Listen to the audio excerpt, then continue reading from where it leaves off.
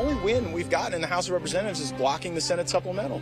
And so if he's ready to throw in the towel on that, what are we doing here? The House breaks down into chaos again over foreign aid funding bills, where things stand, and why TikTok hopes it all falls apart.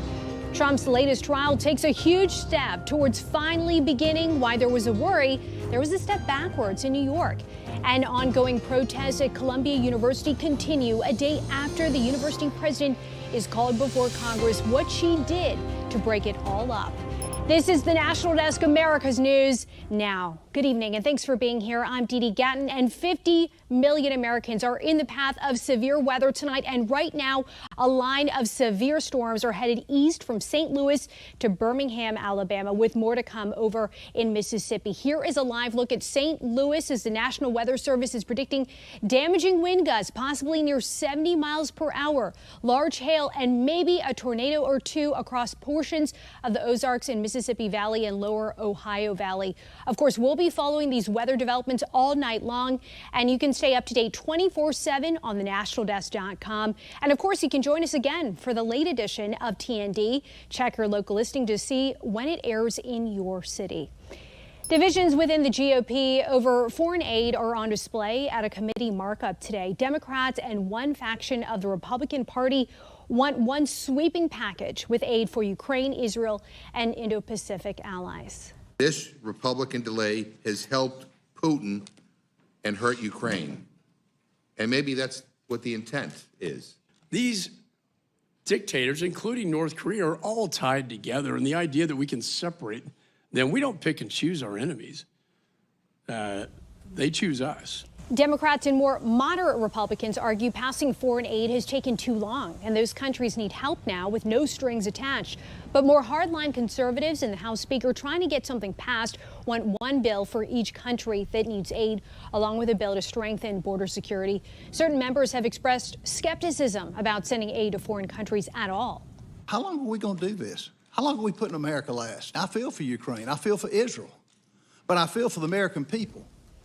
Moderate Republicans say they agree the southern border needs addressing, but argue it's an enforcement issue, not a legislation issue. If these bills pass, they could also take down the social media app TikTok. National correspondent Atra El-Nashar has a look at how these seemingly separate measures go together and how China is lobbying Washington against following through with their threats against TikTok. A new strategy to force a sale of TikTok or see it banned could put it on a fast track to the president's desk. Good afternoon, everybody. As House Speaker Mike Johnson moves ahead with legislation to provide aid to Ukraine, Israel, and Taiwan, it's expected to be accompanied by an updated bill to force TikTok to be sold from its Chinese parent company, ByteDance, or be banned in the U.S. The bill is passed. A bill on this already overwhelmingly passed the House last month, and it's been sitting in the Senate ever since. Some key players like Commerce Committee Chair Maria Cantwell are now on board since the updated bill gives ByteDance more time to divest. In public, TikTok CEO Xiao Chu attempts to distance the company from the Chinese Communist Party. TikTok is a company that's now headquartered in Singapore and Los Angeles. Refuting warnings from the U.S. intelligence community that because ByteDance is based in China, the CCP can force it to hand over American user data to use against U.S. interests. Senator, we have not been asked for any data by the Chinese government, and we have never provided it. A new report sheds light on China's efforts to keep TikTok running in the U.S. According to Politico, the Chinese embassy has been holding meetings with congressional staff in which they downplayed the national security concerns with TikTok, and staffers tell Politico sought to claim the company as Chinese. The Chinese embassy did not deny the meetings occurred and told Politico it tries to tell the truth about the TikTok issue. Senate Intelligence Committee Chair Mark Warner tells us, at this point, it comes as no surprise that Xi Jinping is heavily invested in preventing a TikTok divestiture, which would put American data and TikTok's potential for malign influence out of the hands of the CCP. Now, TikTok told Politico it was not aware of those meetings. Now, what's obvious to anyone really who turns on a TV these days are TikTok's efforts to lobby the public with ad campaigns featuring the hashtag #KeepTikTok, framing the app as a force for good instead of a threat to national security. Audra, what's China's public response to the legislation? Well, after the House passed that original bill, a spokesperson for the Chinese Foreign Ministry said it put the U.S., quote, on the wrong side of the principles of fair competition and international trade rules. But the screaming irony there is that China has also banned just about every popular American platform inside of China. That includes Google, Facebook, Instagram, YouTube, and you guessed it, TikTok. Good point. Live from Washington, D.C., Atra El-Nashar, thank you. A jury of 12 has been selected to hear the criminal hush money trial against Donald Trump. 7 jurors were seated today, the third day of jury selection, because 2 of the jurors who were already sworn and seated yesterday were dismissed this morning and afternoon. One was nervous about her identity becoming public, and the other didn't appear to give accurate answers on the questionnaire about a prior arrest stemming from a political protest. 5 alternates still need to be selected. The impeachment case against Homeland Security Secretary Alejandro Mayorkas was dismissed, but he still had to face scrutiny today, testifying before the Senate, specifically about how and why the illegal migrant who stands accused of killing Georgia nursing student Laken Riley was in the country. The person accused of killing Laken Riley was paroled due to detention capacity. It was full. So is detention capacity statutorily allowed to be used as a reasoning for parole? The number of encounters has exceeded the number of detention beds available. Ranking Member Paul, my prior answer stands. Decisions are made on a case-by-case basis in the interest of public benefit or an urgent humanitarian reason. Neither would seem to align with the parole of suspect Jose Ibarra. Mayorkas says those who are in the country illegally who are deemed to be a threat are a priority for detention. Meantime, we are learning now U.S. Customs and Border Protection sees nearly 50 pounds of meth hidden in an ice chest full of fish at the southern border in California. The discovery happened on Sunday during a routine vehicle inspection. The driver of the vehicle is now in custody, but their identity has not been made public. In fiscal year 2024, if you take a look at these numbers here that started in October, well, 273,000 pounds of drugs have been captured. This is on pace to be lower than 2023 and would be the lowest amount of President Biden's term in the White House. New developments. Arizona state senators are considering a bill that would repeal the near total abortion ban in the state. 2 Republicans joined the Democrats in advancing the measure yesterday, and this all comes after the state Supreme Court ruled the 1864 law could be enforced. Governor Katie Hobbs says the House, which has blocked efforts to undo the legislation, had years to figure out a plan and failed to act. This law is so terrible for women in our state. It will have devastating consequences, which is why I called for them immediately to repeal this. If the repeal is approved, the 2022 statute banning abortions after 15 weeks of pregnancy will become law. Lawmakers are expected to vote on the repeal in May. 911 phone service is back up and running in most places hit by outages last night.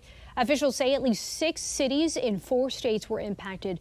Service was restored by this morning in the entire state of South Dakota, along with Clark County, Nevada, and Dundee County, Nebraska. Service in multiple cities in Texas has been restored for most people. The FCC is now investigating. Sweeping gun safety laws have been approved in Maine nearly 6 months after the deadliest mass shooting in the state's history. The legislation boosts background checks on private gun sales and makes selling a gun recklessly to a prohibited person a crime. It also funds safeguard initiatives and a mental health crisis center. There will also be a 72-hour waiting period to buy guns and a ban on devices that can turn firearms into machine guns. An online platform that sold phishing kits to cyber criminals around the world has been shut down. Law enforcement officials in 19 countries, including the U.S., took down LabHost, which they say made over $1 million from criminal users.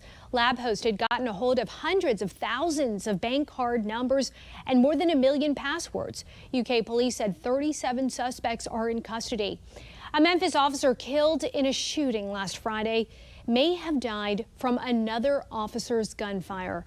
3 officers and 2 teen suspects were shot, killing Officer Joseph McKinney and one of the suspects. The other suspect is now in custody, but the county DA's office says the suspect won't be charged with murder right now because of new information pointing to friendly fire. Still, the DA said he plans to charge the teen with attempted murder. New details out of Idaho. Quadruple murder suspect of 4 University of Idaho students. Brian Kohberger's lawyers say cell tower data indicates he was miles away from the house where the murders took place at that time. His lawyers are also asking for a change in venue because they believe negative media reports have denied Kohberger an unbiased jury pool. The change of venue hearing will take place May 14th, and the trial date has not been set. Coming up next year on the National Desk, the biggest wave of retirements ever is coming, and baby boomers, as they get older, why they may not be ready to stop working. Plus, what you need to know about a fresh herb recall in 29 states and why hundreds of protesters have been outside the Tennessee Capitol this week. We'll be right back.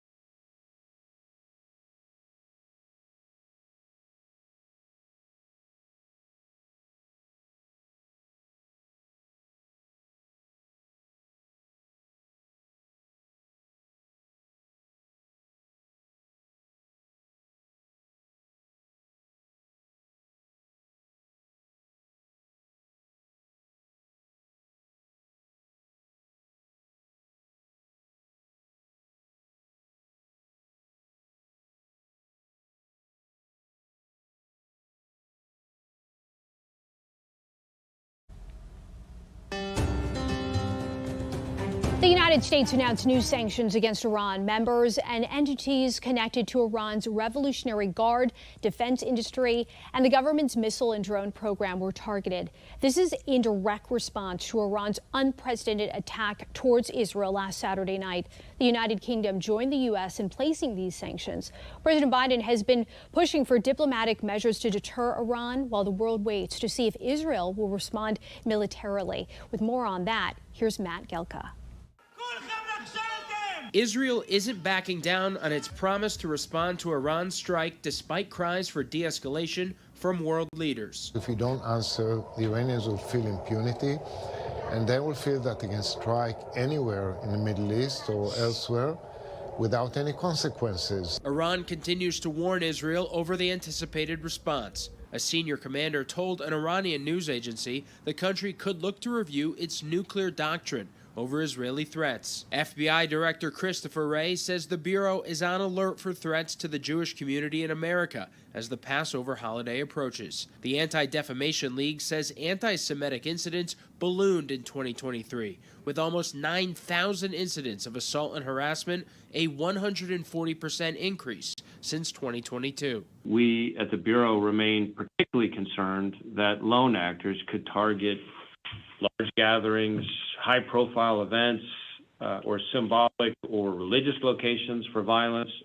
particularly a concern, of course, as we look to the start of Passover on Monday evening. Congress has tried to pass multiple bills this week condemning Iran and supporting Israel. My resolution condemns the slogan, "From the river to the sea, Palestine will be free," because it is blatantly anti-Semitic. That resolution passed with strong bipartisan support, but was opposed by 43 Democrats and 1 Republican. The liberals' so-called squad members were among those voting against the measure, including Congresswoman Rashida Tlaib, who said she wouldn't support any of the messaging bills until there's a ceasefire in Gaza. This is why we must achieve an immediate permanent ceasefire that includes an end to the genocide in Gaza. The United States hit Iran with new sanctions on Thursday, targeting its drone program and some steel companies. It's an effort to try and cut Iran off from the weapons they used to try and strike Israel. For the National Desk in Washington, I'm Matt Galka. Police officers broke up an unauthorized multi-day Palestinian protest on the campus of Columbia University this afternoon. Many protesters were arrested. NYPD filled at least 3 buses as they took students away. Columbia president ordering the police to break the protest one day after facing Congress for a hearing on anti-Semitism at Columbia University. Among those who were at the protest was the daughter of Congresswoman Ilhan Omar, who is a student at Barnard University. She wrote on X today that she was suspended for participating in the unauthorized event. Talking about your money now, mortgage rates have jumped to 7.1%, the highest number since late last year. That's according to Freddie Mac's new assessment of the average rate on a standard 30-year fixed mortgage. Home sales also fell in March as the high rates and rising prices deter buyers. The National Association of Realtors says sales of previously occupied homes dropped 4.3% from February. That's the first monthly decline since December. The biggest wave of retirements in U.S. history is happening this year as younger baby boomers turn 65. But most of them are not financially ready to stop working. According to a new study from the ALI Retirement Income Institute, it found a majority will not have enough resources or will be significantly strained. Instead of endorsing one of their own for president, the Kennedy family is throwing their support behind President Biden. Members of the political family announced their endorsement during Biden's campaign stop in Philadelphia today. The Democrats are vocal that they don't see eye to eye with Robert F. Kennedy Jr., who's running as an independent. But the endorsement does show how seriously the Biden team is taking RFK Jr.'s bid. A new comprehensive review of pesticides in produce by Consumer Reports finds both bad and good news. The bad, pesticides, they pose significant risks in 20% of common fruits and veggies like bell peppers, blueberries, green beans, potatoes, and strawberries. The good news, we don't have to worry about pesticides in nearly 2/3 of produce, including almost all organic fruits and veggies. Trader Joe's is recalling Infinite Herbs organic basil in 29 states and Washington, D.C. over reports of salmonella exposure. So far, there have been at least 12 reports of illnesses across 7 states, including 1 hospitalization. The affected products were sold between February 1st to April 6th in 2.5-ounce containers. Anyone who still has these herbs should throw it away immediately. The National Highway Traffic Safety Administration says it has upgraded a February 2022 investigation into an engineering analysis of nearly 3 million Honda vehicles. The agency has received more than 1,200 consumer complaints alleging the automatic emergency braking system stopped vehicles with nothing in their path, increasing risk of a crash. The agency also says there have been 47 reports of crashes and 112 reports of injuries. No recall has been issued yet, but NHTSA can demand one depending on their findings. All NCAA athletes are now immediately eligible to play no matter how many times they transfer. The league fast-tracked legislation making the change after a court order. The rule was previously only in place for 5 sports, including football and men's and women's basketball. State attorneys general sued the NCAA last year, arguing transfers were being punished by having to sit out a whole season. Others worry it will negatively impact recruiting and fewer high school and junior college athletes will get signed. The World Health Organization, hundreds of experts now agree on how to define an airborne disease after confusion during COVID-19 that some scientists say costs lives. The WHO didn't acknowledge the virus was airborne until 2021, well after evidence showed COVID droplets hanging around in the air. Agencies historically required high levels of proof before making that determination. Now the agency is broadening its definition. The Food and Drug Administration has issued a warning about counterfeit Botox, which now appears to be circulating in several states. Medical reporter Liz Bonas shares how to know if you're getting the real wrinkle reducer.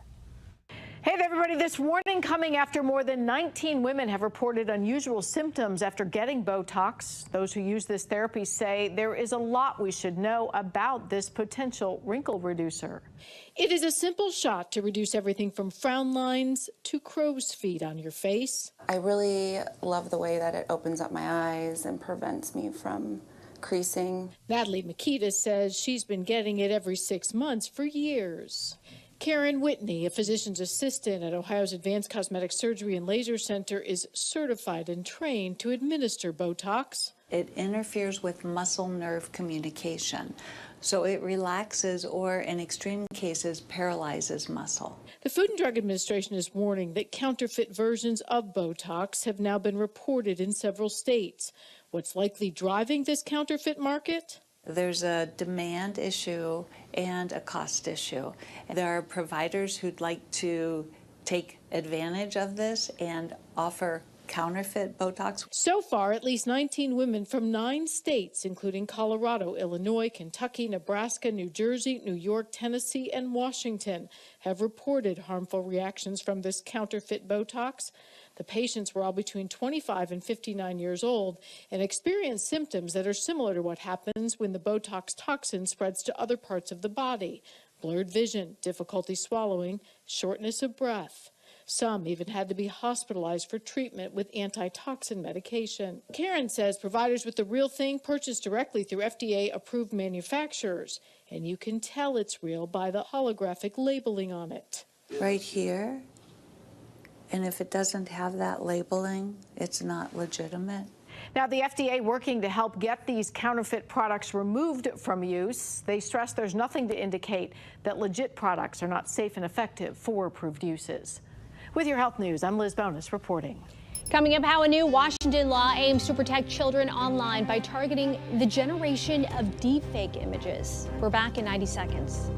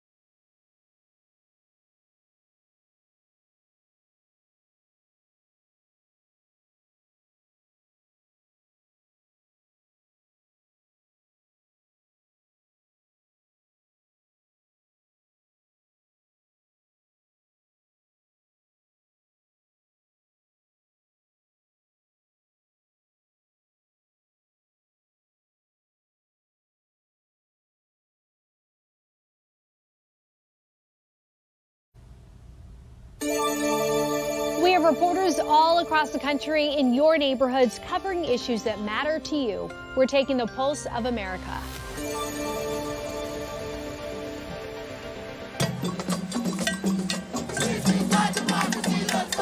Hundreds chanting and carrying signs outside the Capitol in the waning days of the legislative session. Their motivations are varied. Common thread is feeling unseen by the Republicans who control both houses. They think because they have the power to outspend us, that we won't come up against them. But say it with me, y'all. When we organize... Some are upset about a bill a vote away from passage that would allow Tennessee teachers to be armed in the classroom. But there are other grievances. Let's vote in people who are for common sense gun safety laws. Let's vote in people who support reproductive rights. Because of you, I can't sleep at night. Why did you do what you did? Did something happen to make you do this? It bothers me that you took advantage of me being nice. Powerful words from the 9-year-old girl who 47-year-old Greg Ross Jr. kidnapped in September from the Moreau Lake State Park. Ross stared blankly at a judge Wednesday as he was sentenced to 47 years to life behind bars for kidnap and predatory sexual assault. This case drew national and international attention because it quite simply shocks the conscience. You probably thought it was going to be easy to get away with. Look at me. Does it feel easy now? Anyone in an instant can become a victim if someone takes a photograph of them and then digitally alters it to appear lewd or pornographic. It's kind of sad that people are falling for this kind of thing. It happened right here in the Issaquah School District in October. The first place I heard it was actually on Instagram. Someone digitally altered pictures of female students and then circulated those. He used AI to show my friends' faces, but then filtered their bodies to make them appear nude. Carolyn Mullett testified in favor of House Bill 1999. It's now been signed into law, taking effect June 6th. This new law in Washington specifically works to protect minors, creating a new offense for anyone who knowingly shares fabricated lewd images.